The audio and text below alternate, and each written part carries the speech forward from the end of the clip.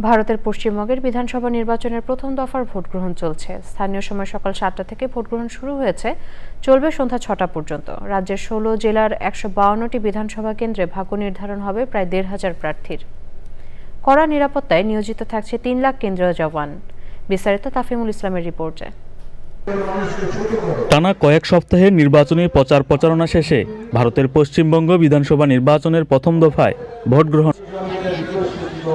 প্রথম দফার ভোটে লড়ছে 1476 জন প্রার্থী। প্রার্থীদের ভাগ্য নির্ধারণে ভোট দেবেন 3,60,00,000 ভোটার। এবারের বিধানসভা নির্বাচনকে কেন্দ্র করে নির্বাচন কমিশন কড়া নিরাপত্তা ব্যবস্থা নিয়েছে। সুষ্ঠু ও শান্তিপূর্ণ ভোট নিশ্চিত করতে এবার কেন্দ্রীয় বাহিনী মোতায়েন করা হয়েছে।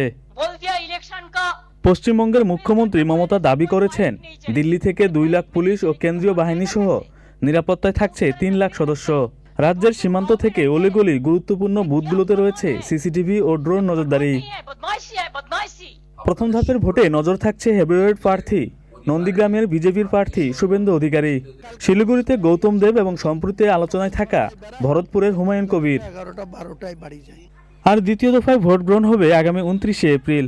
সব আসনের ফল ঘোষণা হবে 4 মে। তাফিমুল ইসলাম, চ্যানেল আই। 200-র বেশি সার্ভিস ও ফিচারে লেনদেনের সব বিকাশ অ্যাপে সম্ভব।